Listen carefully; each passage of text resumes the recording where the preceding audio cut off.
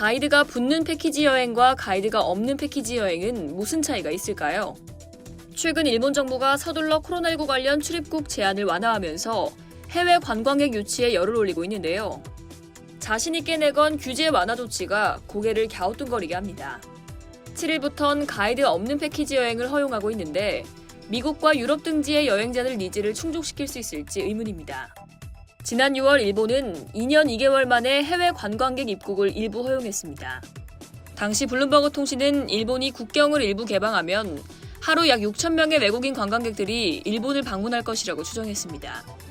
이는 일본 경제에 연간 약 3,200억 엔의 부가가치를 창출할 수 있는 규모죠. 하지만 실상은 달랐습니다. 일본 출입국 재료관리청에 따르면 국경이 개방된 6월 10일부터 7월 10일까지 한 달간 일본을 찾은 외국인 여행객이 1,500명에 불과했습니다. 그나마도 한국인과 태국인이 각각 400명이었고 미국인은 150명에 불과했습니다. 7월에도 관광객은 크게 늘지 않았습니다. 7월 한 달간 일본에 입국한 외국인은 17만 8천여 명인데요. 하지만 관광 목적 입국자는 7,900여 명뿐입니다. 한국과 비교하면 이 차이는 더욱 두드러집니다. 한국을 찾은 미국인들은 6월 한 달간 무려 5만 5,444명입니다. 일본을 찾은 여행객의 약 37배에 달하는 수치인데요.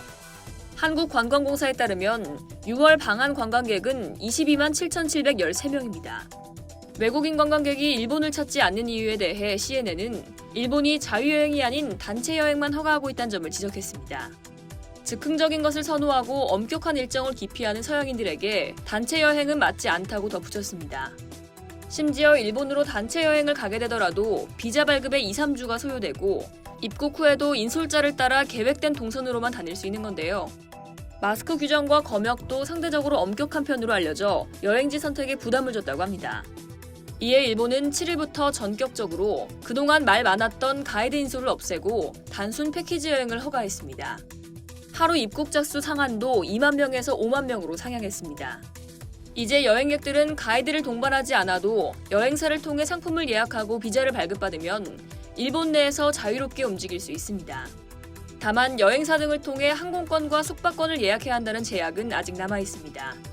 여행사 등은 코로나19 등 긴급 상황에 대비해 관광객들의 연락처를 확보해야 합니다. 또 코로나19 백신을 3차례 접종했을 경우 증명서를 제출하면 일본 입국 시 출발 72시간 이내에 받은 코로나19 검사 음성증명서 제출 역시 면제됩니다. 하지만 코로나 이전과 비교했을 때 아직까진 불편한 점이 많은데요.